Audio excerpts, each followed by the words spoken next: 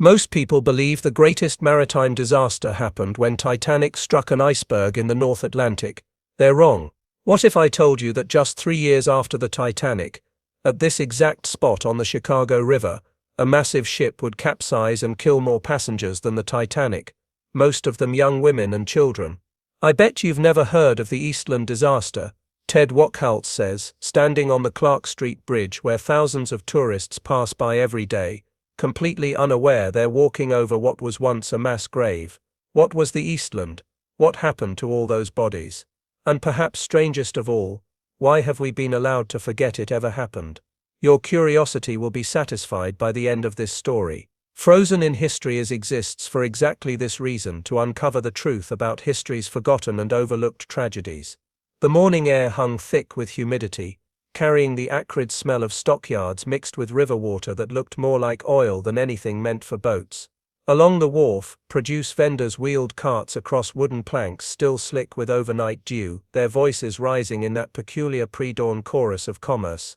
But joining them that Saturday morning were different sounds. Laughter, the rustle of Sunday best clothing, the excited chatter of families who had risen before dawn for something extraordinary.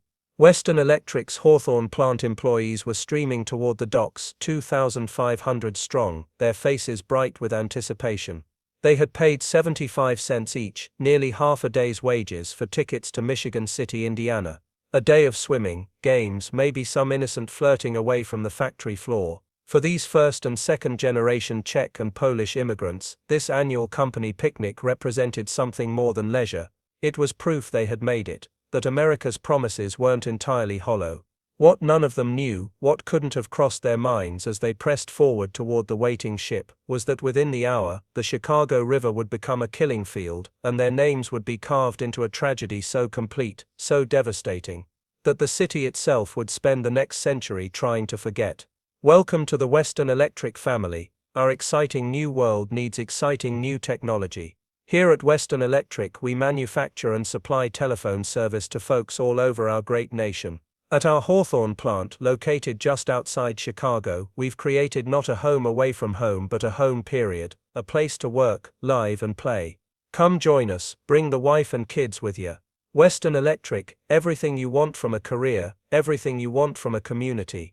The advertisement wasn't far from the truth.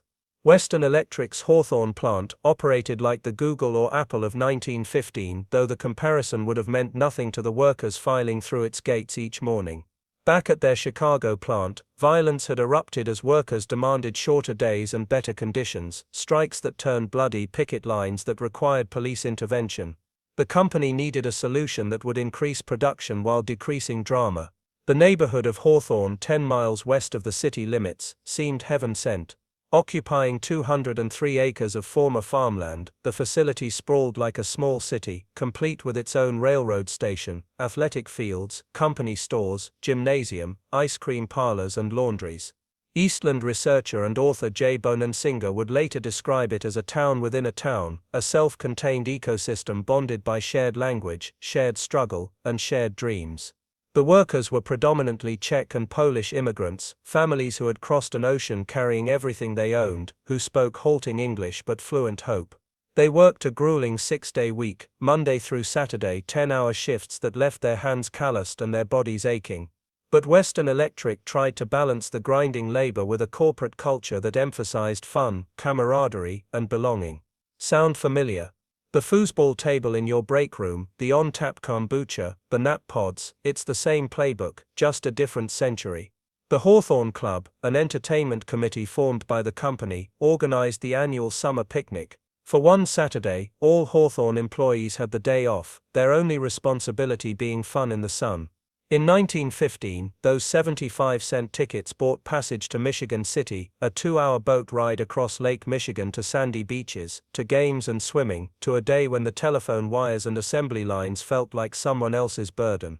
13-year-old Bobbie Aanstad could barely contain her excitement as she climbed the gangplank, her 9-year-old sister Solveig bouncing beside her. Their uncle Olaf had brought the family to the dock at dawn, determined to be among the first aboard and claim the best seats. The Eastland loomed above them, 269 feet of white painted steel, her 3 decks already filling with passengers eager to escape the factory for a day. But Bobbie's mother, Marianne, hesitated at the gangplank.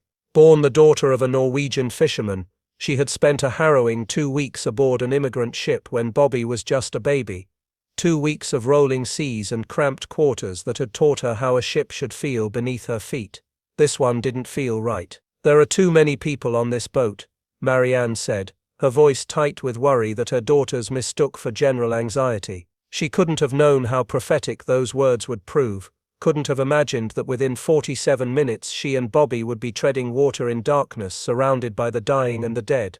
The Eastland was docked between Clark and LaSalle streets, tied to the wharf by 5 thick lines that creaked with tension as passengers streamed aboard. At exactly 6:41 a.m., just 1 minute into boarding, the ship began to lean starboard, tilting toward the dock with a slow, almost lazy motion that made loose items slide across deck tables. Loading had to stop. Chief Engineer Joseph Eriksson descended into the bowels of the ship, where massive ballast tanks lined the hull like metal organs. The system was crude: empty tanks or fill them with river water, trying to balance thousands of pounds of shifting human weight through pure guesswork. Eriksson eyeballed the water levels and made adjustments, the kind of split-second decisions that looked like expertise but were really educated gambling. 15 minutes later, the ship listed again, this time to port, away from the dock. The passengers noticed now, their conversations pausing as glasses of water tilted in their hands, as the deck seemed to roll gently beneath their feet like a carnival ride. "Ooh," the crowd murmured as the ship leaned riverward. "Ah," they sighed when it righted itself. They thought it was part of the experience, a little thrill before the real adventure began. Historical records document this clearly. Passengers believed the rocking was intentional, an amusement park attraction to get them in the spirit of fun. They were unaware of what was about to happen, unaware that the Eastland's ballast system was fighting a losing battle against physics, unaware that the ship beneath their feet had a reputation among Great Lakes sailors that should have kept it permanently docked. At 7:20 a.m., Harbour Master Adam Weckler stood on the wharf watching the Eastland's slow rhythmic tilting with growing alarm. He cupped his hands around his mouth and yelled up to the bridge, "Captain Pedersen, I will not let you cast off unless this ship is brought back to even keel." Captain Harry Pedersen, some records call him Patterson, the names interchanging in the chaos that followed, barely glanced down from the bridge. He wasn't worried. Why would he be? He had been captaining the Eastland for years, had grown accustomed to her cranky nature the way a rider grows accustomed to a temperamental horse. Cranky wasn't a personality trait but nautical terminology for unstable in the water, a ship that listed unpredictably, that required constant vigilance and adjustment. The SS Eastland had been cranky since her launch in 1903, 12 years of documented instability, that shipbuilders, owners and inspectors had collectively decided wasn't quite dangerous enough to matter. The Jenks Shipbuilding Company had designed her as a cargo vessel, the kind of ship that carries stationary weight down low in the hull. But there was more money in passengers than in freight, so they converted her into an excursion ship, a vessel that carried its weight high on the upper decks in the form of human bodies. It was like building a truck and then turning it into a top-heavy tour bus without redesigning the chassis. Over the years, modifications made the problem exponentially worse. After the Titanic sank in 1912, public outcry demanded more lifeboats on all passenger vessels. The lifeboats for all movement seemed sensible, humanitarian, necessary. Who could argue against saving lives? But on the already top-heavy Eastland, adding rows of heavy wooden lifeboats to the upper deck was like piling bricks on a man trying to balance on a tightrope. Then came the concrete. Someone decided to replace some of the Eastland's wooden floors with concrete, heavier, more permanent, more modern, more top-heavy. The ship's center of gravity crept higher with each well-intentioned modification, each improvement that pushed her closer to catastrophe. The instability wasn't a secret whispered in maritime circles. In 1910, the Eastland's owners took out a full-page advertisement in the Cleveland Plain Dealer that read like a dare, "We'll give you $5,000 if you can prove the Eastland is dangerous." The ad called her the stanchest, fastest and safest boat, devoted to pleasure on the Great Lakes, before essentially saying, "All these haters who know nothing about boats are trying to claim she's not safe, and you cannot prove anything." It was the kind of aggressive defensiveness that usually means someone has something to defend. The Eastland had experienced countless incidents, Sudden lists that sent dishes crashing, tilts that made passengers scream, near capsizes that were explained away as normal behavior for a high-spirited vessel.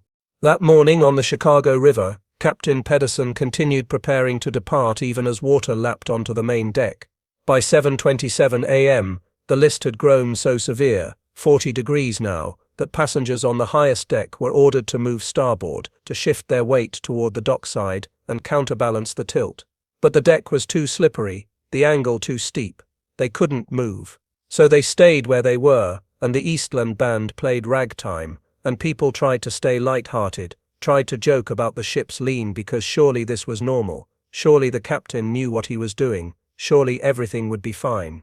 History loves to remember that there was a sudden rush of passengers to the riverside of the ship, a panicked stampede that tipped the balance. It's comforting to blame the victims, to imagine that chaos and stupidity caused the disaster rather than greed and negligence. But if you pull the transcripts from both the criminal trial and the civil trial that followed, every eyewitness testified under oath that they observed no sudden movement of passengers, no rush, no stampede. Just people standing where they'd been standing, trying to follow orders they couldn't physically obey while the ship beneath them committed slow-motion suicide. By 7:28 a.m., the Eastland was listing at 45 degrees, glasses and plates fell from their shelves in the dining area, and shattered. The ragtime band stopped mid-song, the music dying in a discordant screech. A refrigerator in the galley broke free from its moorings and slid to port, crushing two women whose names would later be added to the growing list of victims. Water poured in from the gangway, from the open portholes that now gaped sideways at river level.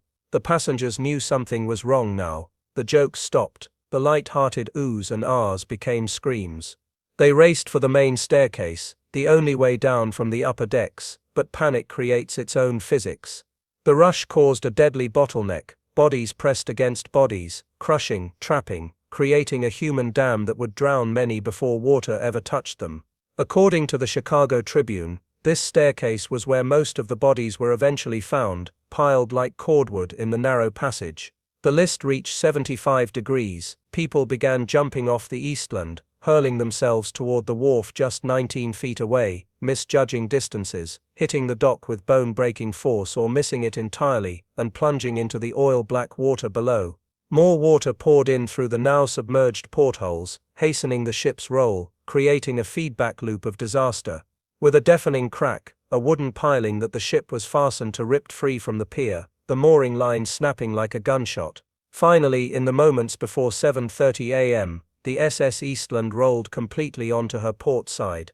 A nearby policeman would later describe it as turning over like an egg in the water, but smooth, inevitable, almost gentle motion that seemed impossible for something so massive. The ship came to rest in only 20 feet of water, so shallow that her starboard side rose above the surface like a beached whale. She lay just 19 feet from the wharf, close enough that people on the dock could have thrown a rope to her exposed hull. The photographs that would appear in newspapers looked strange, almost undramatic, a big ship on its side, hardly even wet, as if it had simply decided to take a nap.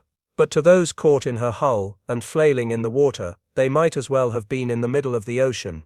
When the Eastland rolled, physics became a weapon.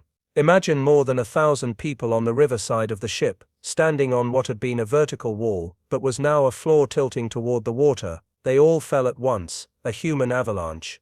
All the debris came with them, wooden boxes, cases of beer, the refrigerator, the piano, chairs, tables, everything not bolted down becoming projectiles in a deadly lottery. The people on the riverside of the ship had virtually no chance. To the passengers trapped inside, the ship became a nightmare funhouse where reality had twisted 90 degrees. Floors became walls, walls became ceilings, stairways led sideways into darkness. Water rushed into the compartments with the force of a broken dam, throwing furniture around, pinning people against sudden obstacles that hadn't existed seconds before. The Eastland was equipped with thousands of life preservers, cork-filled vests that could keep a person afloat for hours. All of them were locked up at the time of the disaster, stored in compartments that were now underwater or inaccessible, part of some regulation that prioritized tidiness over survival. The water teemed with souls inside the ship, outside the ship, people clawing at people, fighting to stay afloat, fighting to breathe. They were dressed in their best clothes for a picnic, and in 1915, for women that meant layers upon layers of heavy fabric, cotton skirts that absorbed water like sponges, petticoats that wrapped around legs like anchors, corsets that made deep breathing impossible, even if you could swim, and many could not. Swimming was not yet a common skill. The weight of your own clothing threatened to drag you down or exhaust you within minutes. And even if you managed to tread water, someone else might grab you in their desperate panic, pulling you under, clinging to you like a drowning person clings to a life raft, except you were drowning too. One of the very few people located on the port side of the ship who survived was J.V. Brown. He was plunged underwater in the initial roll, immediately feeling hands grabbing at his hair, his arms, his legs, pulling him deeper. In a fight for his life, Brown admitted to kicking and punching those people off him, fighting his way to the surface, doing things he would never have imagined himself capable of doing. The most poignant words came from his testimony at the trial that followed. No man is a hero underwater. Brown's words cut through the romantic notions of disaster, the stories we tell ourselves about rising to occasions and finding inner strength. Underwater, in darkness, with your lungs burning and hands dragging you toward death, there is no heroism. There is only the animal need to breathe, the raw mathematics of survival that turns human beings into desperate creatures who will climb over corpses to reach air. People in the buildings along the river watched in helpless horror through office windows and apartment balconies. Merchants and warehouse workers on the wharf stood frozen for precious seconds, their minds unable to process what their eyes were seeing, a ship capsizing in calm water on a beautiful summer morning. Then they moved. Wooden boxes were heaved into the river to act as flotation devices. Ladders, egg crates, anything that might float. Some of the heavy wooden boxes struck people in the head and sent them underwater, help becoming harm in the chaos. Hundreds of chicken coops were thrown in, the wire cages providing handholds that saved approximately 30 passengers, but with thousands of people in the water, nothing seemed to be enough. One witness described seeing a young woman set her baby on a floating deck chair in the river, pushing it toward the wharf, blowing the child a kiss goodbye, then sinking beneath the dark water. Whether the baby survived, whether the deck chair made it to safety, the witness never learned. Trapped inside the ship between the cabin and promenade decks were 13-year-old Bobbie Aanstad and her mother Marianne, the woman who hadn't liked the feel of the ship. They found themselves in a shrinking air pocket as water rose around them, bringing with it the smell of sewage, oil, rotting garbage, and something else, something coppery and wrong that Bobbie was too young to identify as blood. Bobbie was a strong swimmer, unusual for a girl her age. She loved the water, had spent summers at beaches and lakes, had never been afraid of diving under waves. Now she treaded water in darkness, feeling hands grab at her from every direction, feeling bodies brush against her that might have been alive or might have been dead, unable to tell the difference. Her uncle Olaf had made it to the surface. Rather than swimming to safety, he began diving back down beneath the black water, thick with sewage and oil and debris, plunging into the capsized ship again and again to pull people to the surface. Olaf saved 27 people that day, staying to help even after rescuers fished him out and tried to make him rest. In her shrinking air pocket, Bobbie waded through water mixed with food, furniture, garbage and corpses. She could hear screaming, pounding, the metallic groan of the ship settling. The water continued to rise, inch by terrible inch, that beautiful green water visible in modern photographs of the Chicago River. The river didn't look like that in 1915. It was brown, thick with waste from the stockyards, viscous with pollution that burned the eyes and made breathing painful even above the surface. Response to the disaster was both remarkably fast and criminally slow. By the time the ship rolled, most of the crew had fled. Their desertion was not the most heartwarming story to come out of the Eastland tragedy. Captain Pedersen simply climbed over the rail as the ship tipped and landed on top of the starboard side hull, which was now exposed above the water. As Bonansinger wrote in his meticulously researched account, he never even got his feet wet.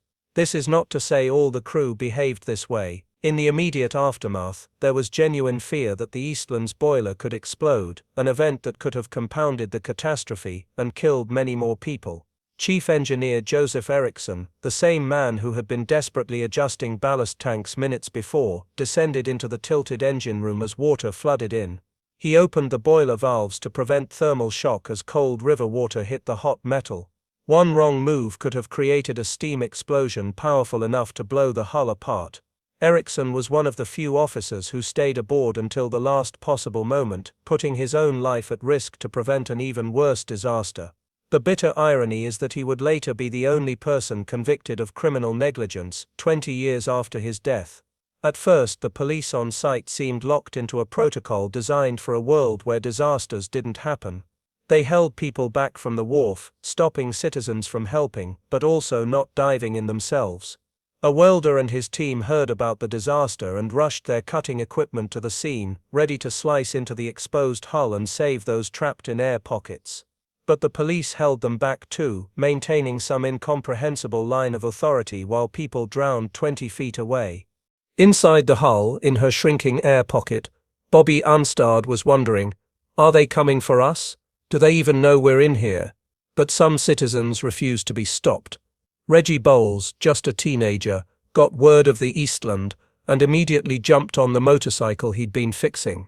He raced it to the site, parked it, and without hesitation dove into the filthy river. Something of a swimming prodigy, Reggie earned the nickname, the Human Frog, that day, for his relentless commitment to pulling people from the water and the wreck.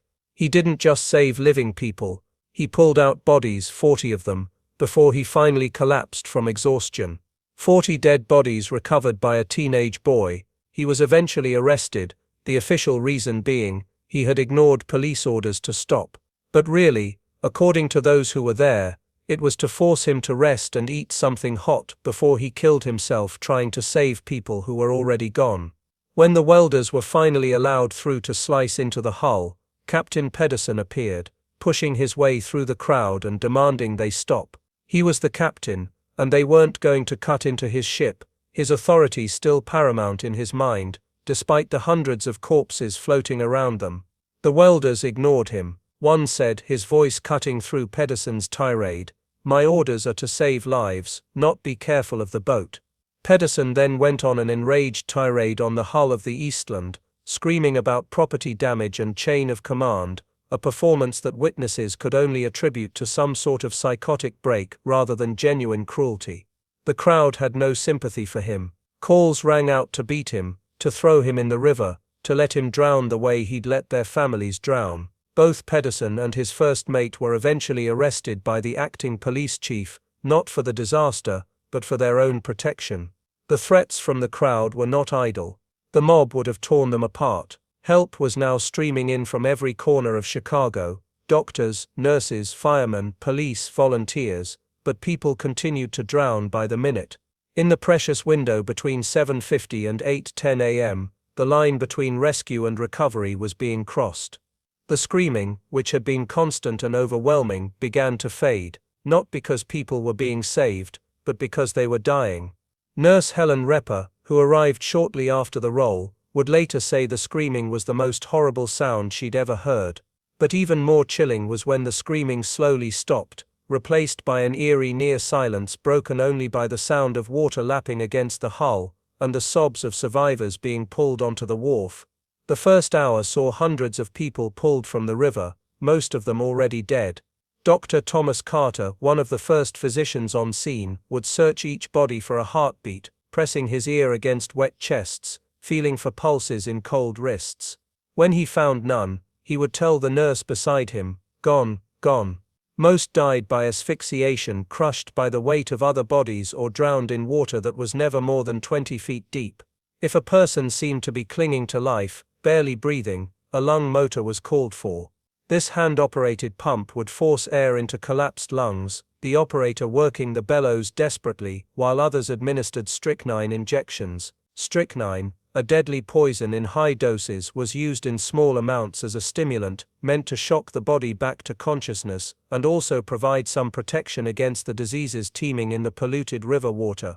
The Chicago River in 1915 was essentially an open sewer, thick with human and animal waste, industrial chemicals, and bacteria that could kill someone even after they'd survived drowning. Nobody knew more about the horrors lurking in that dark water than the divers who came to assist. Wearing heavy metal helmets and bulky canvas suits, they didn't have oxygen tanks on their backs. Their breathing line was a tube that snaked behind them through the wreckage, constantly threatening to get pinched or cut off while they were deep in the bowels of the Eastland, working in absolute darkness. When the divers entered the hull, they were hoping to find survivors in air pockets, people who had found ways to breathe in the tilted nightmare of the ship's interior, but by the time they arrived and descended into the cold water, it was nothing but a recovery mission. They were removing victims' bodies from the ship, navigating by touch through corpse-filled corridors that had been dining rooms and social halls just an hour before. As the day wore into night, the rescuers pressed on, most stopping only when physical exhaustion made continuing impossible. Fireman Frank Swigert had been at the scene all day, part of a bucket brigade passing bodies from the river to stretcher bearers. At one point, someone handed him the small body of a girl. Upon closer inspection, looking at her face, her clothes, a birthmark on her hand, Swigert realized he was holding his own daughter. Without a word, the man fell to the ground, numb with grief, unable to process that his child had been on the Eastland, that she had drowned while he was at the fire station just blocks away. I'm standing now across the river in front of the Reed Murdoch building, which in 1915 held a grocery warehouse and offices. This building would have been one of the last things passengers saw as the Eastland rolled. Its basement was temporarily converted into a makeshift hospital and morgue, but the space was woefully inadequate. In the chaos following the disaster, bodies had to be distributed all over the city, funeral homes, morgue, even a floating barge anchored in the river. Eventually officials realized they needed a large central location. The 2nd Regiment Armory was chosen, a massive drill hall that some Chicagoans may remember as Oprah Winfrey's Harpo Studios, before the building was demolished in 2016. On that day in 1915, nearly 800 bodies lay on the armory floor, arranged in rows of 85, a grid of death that stretched across the enormous space. Now began the grim task of identification, a process that would break families all over again. People flocked to the armory, families desperately searching for loved ones, but also random citizens dubbed the morbidly curious. The line stretched for blocks, thousands wanting to enter. Coroner Peter Hoffman, who had emerged as a commanding figure in the aftermath, stood at the entry with a megaphone and pleaded, "In the name of God, I ask you to go away and let those seeking relatives and friends come in and identify their dead." But people were so aggressive, so determined to see the carnage, that Hoffman decided it was safer to let everyone in rather than risk a riot. They entered 20 at a time in single-file lines, shuffling past the endless rows of corpses covered with white sheets. Throughout the night, nurses and coroner's assistants helped the grieving down the lines, lifting covers to reveal faces bloated from drowning, searching for watches, birthmarks, pieces of clothing that might confirm identity. When a body was identified, a cry would go up in the armory, part relief, part fresh agony, and a volunteer would holler "identified." The body would be taken to an area where the death certificate could be finalized. To move things along more efficiently, Coroner Hoffman had rubber stamps created that said, "Drowned July 24, 1915 from steamer Eastland, Chicago River at Clark Street." The stamps were pressed onto death certificates again and again, a bureaucratic necessity that somehow made the tragedy feel even more industrial, more assembly line. While identification continued, a team of 40 embalmers worked non-stop in an adjacent area. There was no large-scale refrigeration in funeral homes in 1915, so embalming had to be done immediately to stop decomposition in the scorching Chicago summer heat. Decomposition would make positive identification far more difficult, and many families were still searching. The embalmers also needed to remove water from the bodies and prevent blood from coagulating, processes that would make viewing possible for families if there were families left to view them. Some identifications required comparing personal artifacts and birthmarks rather than visual recognition. Faces were too distorted, too changed by death. There were even cases where two families claimed a single body as their son or daughter, the grief and desperation making them see what they wanted to see rather than what was actually there. Western Electric worker Emma Schroll died alongside her husband and two sisters. But Emma's body was mistakenly identified as Margaret Morgan and brought to the Morgan family home for viewing. Fortunately, the error was caught, and the real Margaret Morgan was found still at the morgue. But the story gets darker. In the meantime, the Schroll family had accidentally identified another young woman, Emma Meyer, as their Emma. Even worse, Emma Meyer had already been buried in Emma Schroll's grave. It wasn't until a month later that Emma Meyer was exhumed and conclusively identified by a mole on her shoulder and a scar on her forehead. As Cook County coroner, Peter Hoffman wielded more power than most people realized. He assembled an investigative team to determine what caused the disaster, awarded medals to those who showed heroism in the rescue and recovery efforts. Olaf Ness, Bobbie Aanstad's uncle, received one of those medals, and essentially controlled the narrative in those crucial first weeks. But while investigations bloomed and blame was assigned, the dead still needed to be tended to. And there were so many dead. Of the approximately 2,500 passengers who boarded the Eastland that morning, 844 died, 844. Most were women and children. The average age of those who died was 23 years old. The majority who died were under 25, 58 were children, 228 were teenagers, some as young as 13 like Bobbie Aanstad who survived, and Willie Novotny, who did not. The tragedy created 175 widows, 3 of whom were pregnant when they lost their husbands. It created 85 widowers. It created almost 40 children who no longer had either parent, orphans in an instant, cast into a world that had no safety net for them. It remains the greatest loss of life Chicago has ever seen in a single event, with casualties dwarfing the Great Chicago Fire of 1871. Every other house in Cicero, where the Western Electric Hawthorne plant was located, became what they called a death house, its doors standing open so neighbors could enter and kneel before flickering candles paying respects to the dead. Some houses stood dark with doors shut. Those families never returned, all of them, grandparents, parents, children, gone. 22 entire families were wiped out. Not 22 individuals, 22 complete family units ceased to exist on July 24, 1915. One victim struck a particular nerve in the community, victim number 396, a boy they called Little Fella. As identification of bodies at the armory dragged into the week, one of the final bodies remaining unidentified was that of a young boy. As days passed, police and morgue attendants nicknamed him Little Fella, this unknown child who no one had come to claim.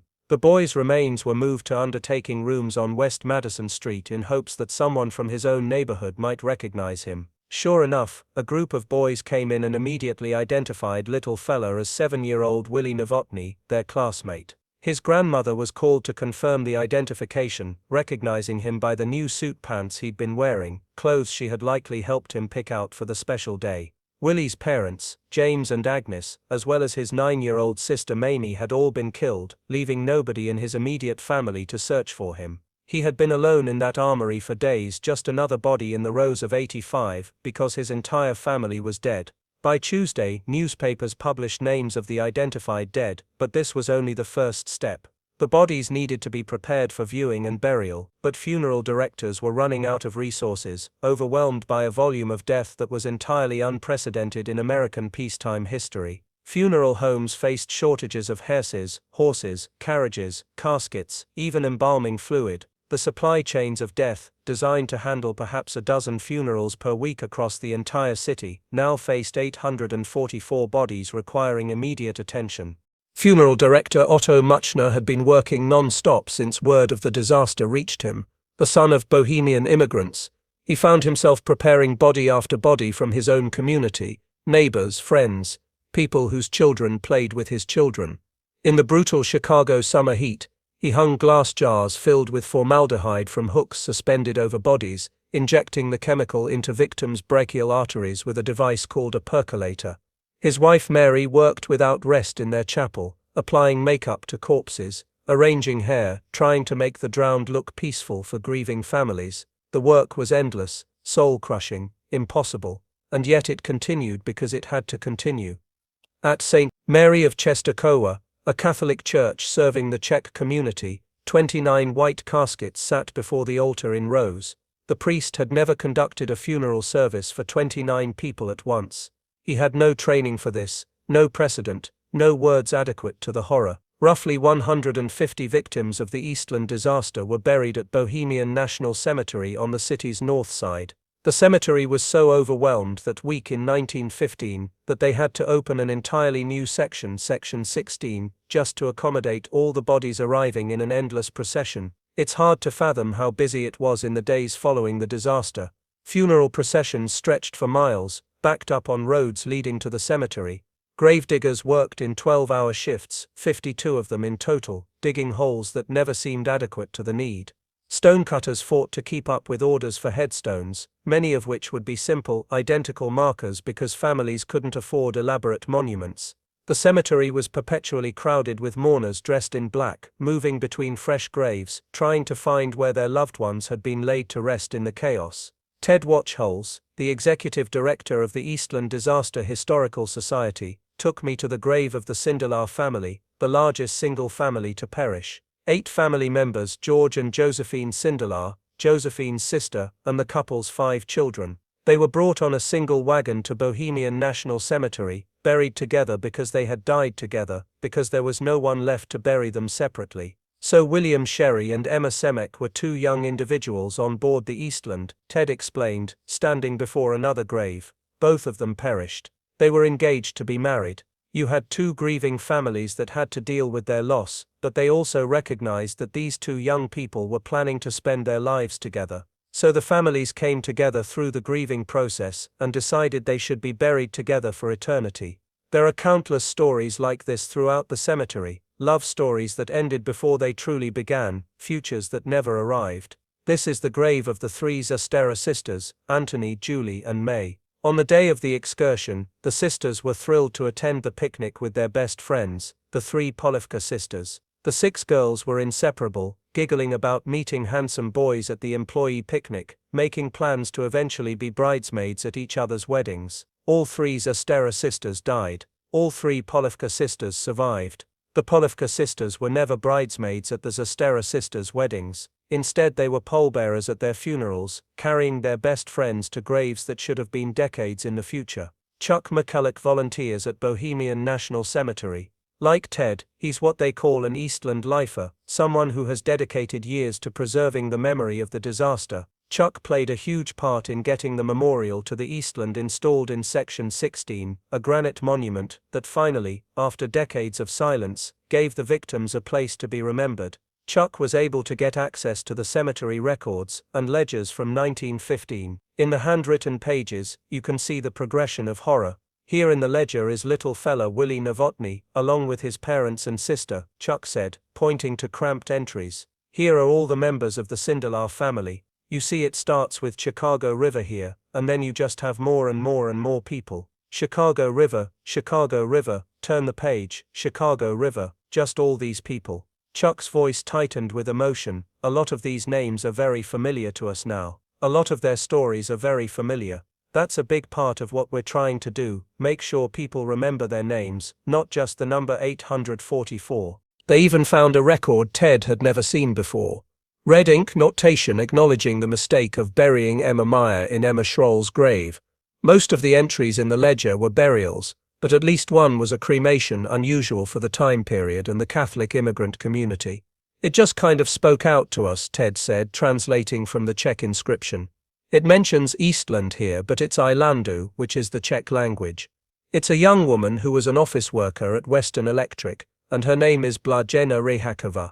The inscription was written by her father, and it's a condemnation, raw, angry, heartbroken. Translated, it reads, "They were more concerned about profit than the lives of passengers on board." The father's rage at losing his lovely daughter, his only child, burned through the formal language of death certificates and burial records. The corporation that didn't put profit over lives, or at least tried to make amends, was Western Electric, the employer of most of the victims. The company sprang into action immediately, and it's one of the rare cases of a corporation simply doing what needed to be done without having to be begged or sued into compliance. Within hours of the disaster, Western Electric offered $100,000 in relief funds, equivalent to roughly $3 million today, and helped raise a total of approximately $500,000 from other sources. They covered funeral and burial costs for all their employees and their loved ones, spending over $75,000 on caskets, embalming, ceremonies and graves. This was crucial because funerals cost money that immigrant families often didn't have. A proper burial in 1915 could cost $50 to $100, more than a month's wages for a factory worker. Without Western Electric's intervention, many victims would have been buried in unmarked paupers' graves, but not all businesses behaved honorably. Some funeral homes were accused of price gouging, charging 2 or even 5 times the normal rate for their services, exploiting grief for profit.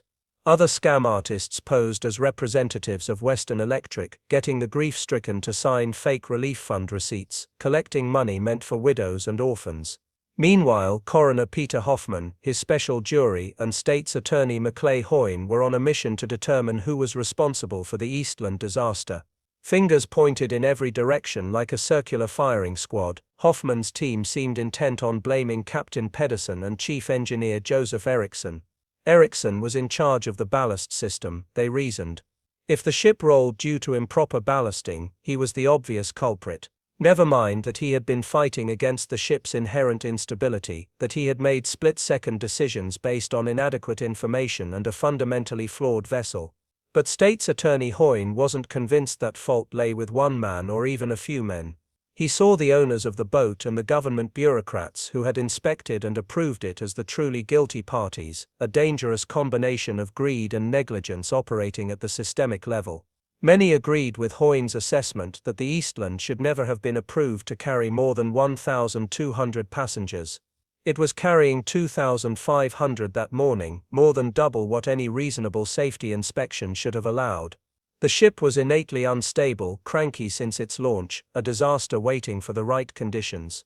According to a 1950 letter from the chief of the U.S. Coast Guard's Merchant Vessel Inspection Division, the reason for the Eastland disaster was instability and improper procedural control of that instability. In bureaucratic language, this translates to the ship was badly designed and nobody in authority stopped it from operating. Essentially, if the Eastland's stability had been properly inspected after all the modifications her owners made over 12 years, more passenger amenities, more lifeboats, concrete floors replacing wood, the disaster could have been prevented. Should have been prevented. Would have been prevented if anyone with power had cared more about lives than profit.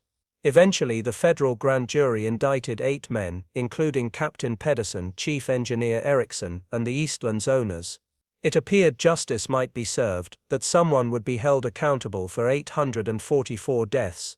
But the trial dragged on for years, mired in legal technicalities, jurisdictional disputes, and the simple fact that assigning blame in a disaster is far easier than securing convictions.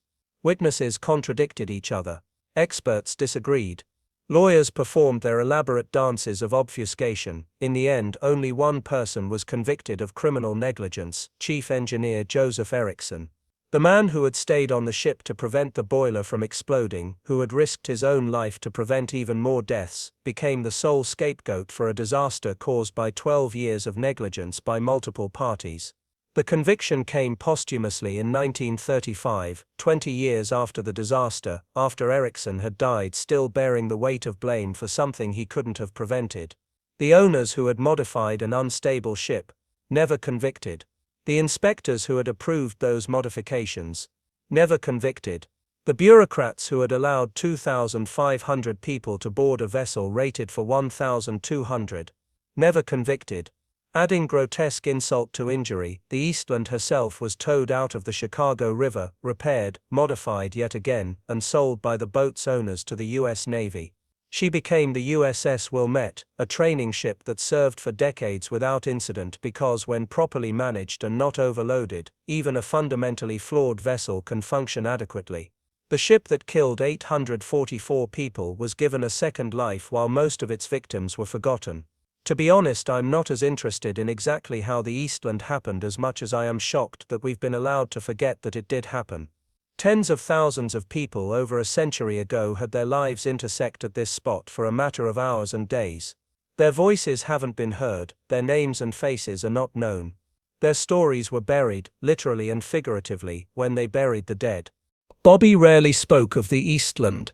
When she did, it was in fragments, pieces of memory that she could manage without falling apart. The feeling of hands grabbing at her in the dark water. The sound of screaming that slowly stopped. The smell of the river mixed with death. These fragments were all she could give, all she could bear to remember. It took until 1989, 74 years after the disaster, for a memorial plaque to be installed near the site of the capsizing. 74 years of silence before the city officially acknowledged what happened there. In 2015, on the centennial of the disaster, a more substantial memorial was erected at Bohemian National Cemetery in Section 16, where so many victims are buried. It's a granite monument, listing names, telling fragments of stories, providing a place where descendants can come to remember ancestors they never met. Tedward Holes and Chuck Meiselek and others like them have dedicated themselves to preserving this memory, to making sure the 844 don't remain forgotten. They give tours, maintain records, speak to school groups, write books and articles, fighting against the tide of forgetting that threatens to wash away even this memorial. Every person who died on the Eastland had a name, had a life, had dreams, Ted says, standing at the memorial. They weren't just a number. They were somebody's daughter, somebody's son, somebody's mother or father or friend. They deserve to be remembered. The memorial lists some of those names, though not all 844 could fit. Willie Novotny, age 7. James Novotny, age 38. Agnes Novotny, age 36. Mamie Novotny, age 9. George Sindelar, age 39. Josephine Sindelar, age 37. And their 5 children. The 3 Zestera sisters, William Sherry and Emma Semek, engaged to be married. Blazhena Rysekova, whose father wrote that inscription about profit mattering more than lives, and hundreds more. Each name representing a life unlived, a future stolen, a family destroyed. I'm standing now on the Clark Street Bridge, looking down at the Chicago River. Tour boats pass beneath, their guides pointing out architectural marvels, telling stories of the Great Chicago Fire, of Al Capone and speakeasies, and the city's rise from prairie town to metropolis. Most of them don't mention the Eastland, some do, briefly, a footnote to the city's history. Oh, and there was a ship disaster here in 1915, a sentence or two, then moving on to more famous stories, more comfortable narratives. But the river remembers, the buildings along the wharf remember. The Reed Murdoch building still stands, its basement no longer a makeshift morgue but converted to other purposes, its walls unable to speak of what they witnessed. Section 16 of Bohemian National Cemetery remembers. The graves are still there, some well maintained by descendants, others sunken and forgotten, their headstones tilted by a century of freezing and thawing, the names worn away by weather and time. And people like Ted and Chuck remember, fighting to keep the memory alive against the natural human tendency to forget tragedies that don't fit neat narrative arcs, that don't have clear heroes and villains, that don't resolve into comfortable lessons about the human spirit. The lesson of the Eastland isn't comfortable, it's about how profit mattered more than safety. About how warnings were ignored until they became prophecies. About how the working class and immigrants were expendable then, just as they often are now. About how trauma silences as effectively as death, how collective forgetting can erase even the most catastrophic events if we let it. Most people believe the greatest maritime disaster happened when the Titanic struck an iceberg in the North Atlantic.